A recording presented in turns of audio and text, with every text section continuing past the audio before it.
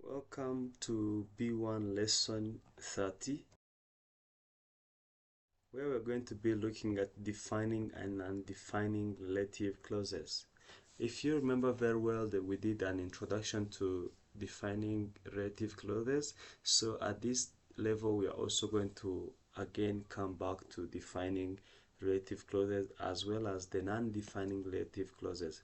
In A2 level, we just did an introduction to that, and now here we're going to start looking at a profound way of that.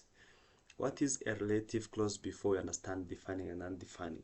What is a relative clause? A relative clause is a clause that gives an extra information about a noun. What is a clause first? A clause is a group of words having subject and a verb. When we have a subject and verb, that's what we call a clause. So a relative clause is a clause that gives extra information about a noun. Remember, what's a noun? A noun is a name of a person, a name of a thing, a name of a place, a name of an idea. So when we are talking about all that, and when you're having extra information or additional information about a noun, that's what we call a relative clause. So it usually starts with what we call the relative pronouns. In A2 we learned all the possessive pronoun, subject pronoun, object pronoun, reflexive pronoun, and I don't remember if possessive adjectives, but at this time we add what we call relative pronouns. When I say relative pronouns, we have who, which, that, where, and whose. Those are what we call the relative pronouns. Who, which, that, where, whose. For instance, I can say the man who lives next door is a teacher. This who lives next door is a relative clause because it is giving me an additional information about the noun. The noun is the teacher, the man. We have a noun, we have a relative clause, then we have also an extra information about that. We're going to see when we have additional thing about the noun, how do we call that? Why do we use the relative clause? Why do we use relative clauses? Remember, a relative clause, we said that it is a clause that gives extra information about a noun. They help us to identify exactly which person or exactly which thing or exactly what we mean. Because a noun can be a thing, a noun can be a person, a noun can be a place, a noun can be an idea. So, relative clauses help us to understand exactly which person, which thing, which place, or which idea we mean. And that's the first need of a relative clause. The second need of relative clause, they add extra information about someone or something. They give us more information about that person, about that place, about that idea, about that thing. And again, they combine two ideas in one sentence, into one sentence. They help us take idea number one plus idea number two, then we make one sentence. That is the use of a relative clause. Relative clause make the sentence clearer and more natural. The sentence is more clearer and it is also more natural. What is a defining relative clause? Let's begin with that. What is a defining relative clause? A defining relative clause, they tell us which person or which thing we are talking about. They give us the essential information, the necessary information. Without this kind of information, the meaning is unclear. When I remove this defining relative clause, the meaning, the sentence loses the clarity. It is not clear. Without the defining relative clause, the sentence stays unclear to the person who is listening or the person who is trying to get the message of what you're saying.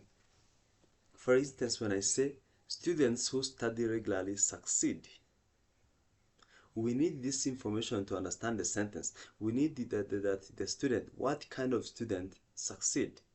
The kind of the student who succeeds is a student who studies regularly. That's why you say the students who study regularly succeed. When I remove this one, this kind of defining relative clause that we have here, the one that I'm circling, when I remove this, I cannot understand what kind of students succeed. I cannot clearly get the message in the sentence. So I need this defining relative clause so that I can be able to understand or have a clear meaning of the whole thing. When I say students succeed, what kind of students? Every student succeed? No. But those who study regularly. Let's see defining clause rules. First, in defining clause, there is no comma and the information is necessary. We can use who, which, that, where. Remember, we use who on people, we use which on things, we use that for people and things, and we use where for places. That is common in defining relative clause. Most of the time you hear people using that instead of using who or which. They decide to use that because that can be used for both people and for both people and things. Instead of saying who for people and which for things, they decide to use that. But again, remember specifically where is used for only places. It can't be interchanged with any other thing else. The book that I bought is interesting. Remember, because a book is a thing, I can say the book which I bought is interesting. The woman who works here is very kind. I can replace the woman, this relative pronoun who, with that. The woman that works here is very kind. Instead of having this thing of who, I can use that. And you see, there is no comma. That's the first. I'm using who, that, which, where, and I'm only giving you the necessary information only. This information that the book is the one that I bought is really important to know which kind of book I'm talking about. The book I'm talking about is the book, the one that I bought. And the woman I'm talking about is the woman who works here, specifically the woman who works here. So that information is really necessary to be said.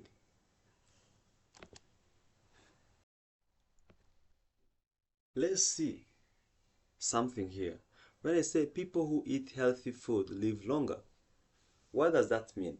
We are going to clearly understand the meaning of this defining relative clause.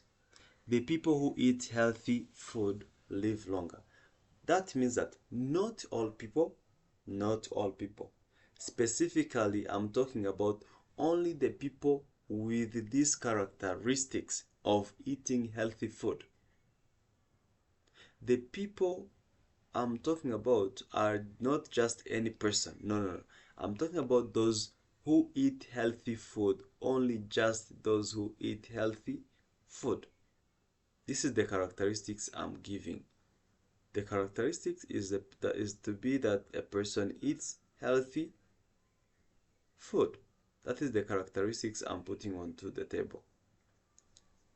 So that's the thing. When these people eat, when they eat healthy food, they live longer. What do I mean? Not all people, that's the first. The second, only the people who eat healthy food are the ones who live longer. The clause limits the meaning. This clause that I put here, the defining clause, it limits the meaning. Now let's go to the second class, which is the non-defining relative clause. We have finished the defining relative clause. Now we dive deeper into the non-defining relative clause. When I say, when I talk about the non-defining relative clause, for them, they give extra information only. It is not essential. Remember, defining clauses, they give essential information, just the necessary information. But non-defining relative clause, for them, they give extra information. They give you additional information, more than what you needed. The sentence still makes sense without it. When I remove that kind of the non-defining relative clause, the meaning is understandable and clear. But in the defining clause, when I remove the defining relative clause, the sentence is unclear. Without the defining relative clause, the sentence is unclear. But for non-defining relative clause, when I remove the non-defining relative clause, the sentence is still clear. For example, when I say, my brother who lives in Kigali is a doctor. When I say that, my brother who lives in Kigali is a doctor, we already know the person, who the person is. The person whom we are talking about is my brother. So when I remove this non-defining relative clause, when I remove it, when I take it out, I will remain with my brother is a doctor. That is very clear. When I say my brother is a doctor, you clearly understand the whole message. But when I add who lives in Kigali, that is extra information I'm giving you about my brother. Let's see the rules for the non-defining relative clause. We always use comma. After the noun, we put comma, and then we put the non-defining relative clause. After the non-defining relative clause, we put comma again. Then we also add the complement of the clause. The information we give in the non-defining relative clause, it is extra. It is not necessary. It is just an additional information. And again, do not use that. We don't use that in non-defining relative clause. Remember, we said that in defining clause we can use who, which, that, where, whose. Yes. But here in non-defining, we remove the pronoun, relative pronoun that. Never use that in non-defining relative clause. We only use who, which, where, whose. Remember, use who for people, which for things, where for places. Whose is a possessive. Remember the A1 lesson, possessive, whose and possessive s. The car, which is very old, still works. You see, I'm talking about the car, then the kind of car, which is very old. This is an extra information I'm giving you, still works.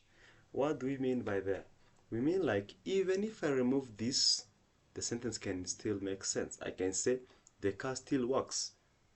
The car still works. It is not dead. The car still works. Even though it is old, it still works. So when I add which is very old, that's an extra information I'm just putting in. Mary, who is my neighbor, called me. This is an undefined relative clause. Is giving you the information I put in here is extra, because I can say Mary called me, and that makes sense. Without this non-defining clause, the sentence can still make sense. And you see the comma after the noun, and after the clause. After the noun and after the clause. Yes. Let's see the meaning check. Let's check the meaning. My phone, which I bought last year, is broken. What does that mean? It means that I have only one phone. My phone, which I bought last year, is broken. As I was saying that I only have one phone. I have only one phone. That's the first thing. My phone, I have only one. The clause only adds information. This clause that we have here, this is the thing that I want you to clearly put into your mind, is that this non-defining clause that we are putting in here, it's just adding the information to that. It does not limit meaning.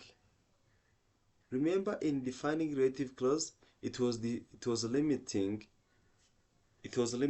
the meaning. Remember, we had example of people who eat healthy food live longer. In defining relative clause, we have people who eat healthy food live longer. When I remove the thing of when I remove that thing of who eat healthy food, I will only stay with people live longer, and that's not clear. People live longer. Why? How? You will be confused, and the reason you will be confused is that that makes no sense without limiting the meaning. But for the non-defining relative clause, here there is no limit to the meaning. It does not limit the meaning. This thing we have here does not limit the meaning. But in a defining relative clause, the defining relative clause that we have here, the defining clause that we have here, it limits the meaning. I say that people who eat healthy food. When I put who eat healthy food, means like only those who eat healthy food. Only those who meet the condition then live longer. But here, the sentence that I have here, the non-defining clause that I have here, does not limit the meaning. Means what? Means like I have only one phone, and the clause only adds the information to that and does not limit the meaning. Let's see the comparison of the two, the key difference. Defining relative clause gives essential information, no commas used, and we can use that in the sentence, and it identifies which one. It helps us to identify which one. When we talk about a noun, it gives us more information to understand clearly the noun that we are talking about. A man, then what kind of man? A car, what kind of a car? But when we go into non-defining clause, for non-defining clause, they just give us extra information. That's the first. They give us extra information, and simply we use commas and never use that. We never use that. Here we can use that, but here in defining clause, non-defining clause, no, we can never use that. We can use other relative pronouns without that. Here you can use any relative pronoun that you want. And again, the non-defining clause, it just adds information only. But here, the defining clause just identifies which one. Let's fill in the blanks here with the correct relative pronoun. The man dash dash works here is very friendly. The book dash dash I borrowed was interesting. Students dash dash study hard succeed. The place dash dash we met was crowded. The teacher dash dash helped me is kind. Here again, complete the sentence correctly. My sister dash dash lives abroad is visiting us. The movie dash dash we watched was exciting. The house dash dash has a red roof is mine. Kigali dash dash is the capital of Rwanda is growing fast. People dash dash arrive late, miss the lesson. Again, here I want to choose the correct form. The students dash dash passed the exam were happy. My phone dash dash is very old, still works. The woman dash dash called you is my aunt. This is the job dash dash I want. My father dash dash works hard, supports us. You're going to complete the sentence here. The restaurant dash dash we like is closed. My friend dash dash I met yesterday is a nurse. The people dash dash live next door are noisy. English dash dash is spoken worldwide is useful. The student dash dash asked the question was confused. To the quiz, choose the correct relative pronoun and structure. The man dash dash car was stolen called the police. My school dash dash is near my home is very big. The books dash dash are on the table are new. She is the person dash dash I trust most. Rwanda dash dash is known for its safety attracts tourists. Thank you. Ciao ciao. See you later in the next lesson.